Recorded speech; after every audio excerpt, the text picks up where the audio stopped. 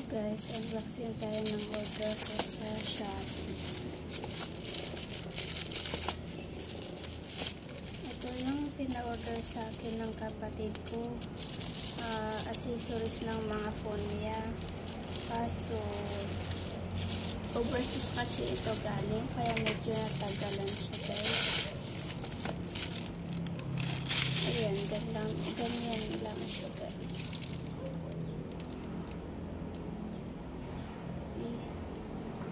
Ba't pa ganito siya? A54 naman.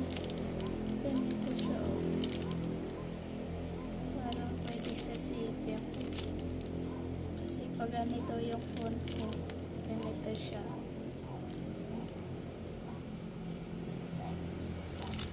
In fairness, okay naman.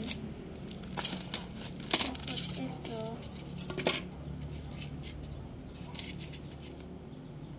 Ayan, ito yung pa-free nila. Ayan, bali tatlo. 1, 2, 3. 3 pips. Tapos, ano ba ito? Ito yung gagamitin mo dun sa paglalagay ng ano niya. Yung sa film niya. Ito siya guys. Tapos ito yung ano, pang likod niya. Yung protector ng camera sa likod ng phone. Tapos ito yung film na ano, mailalagay sa likod. Yan siya guys, para pag hinawa-hawakan mo yung phone mo, hindi babakat yung fingerprint nyo. Tapos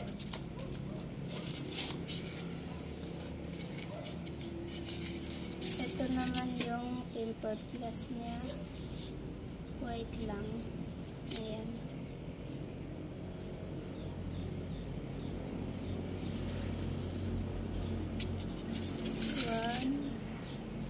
Ito yung film sa panglikod niya. Tapos ito yung, di ba ilalagay mo sa likod ng CP mo. Ito yung ipagaganon mo para mag-flat siya guys. Gaganon mo siya guys. Tapos ito yung pang sa camera na sa likod, protector ng camera sa likod. Tapos ito yung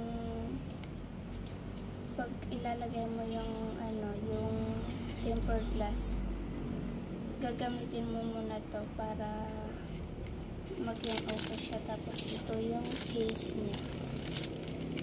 Laki naman siya guys. Ayan, ganyan yung style niya, ang ganda. Yan. Tapos dito naman ganyan. Ito yung ano niya, may lock naman siya guys dito.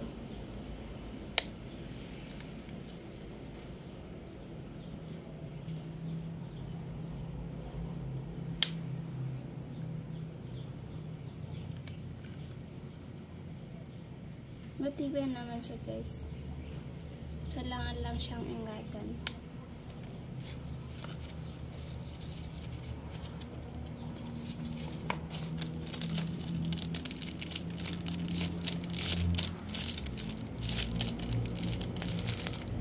Yan lang guys. Galing ito ng overseas. China made nga lang.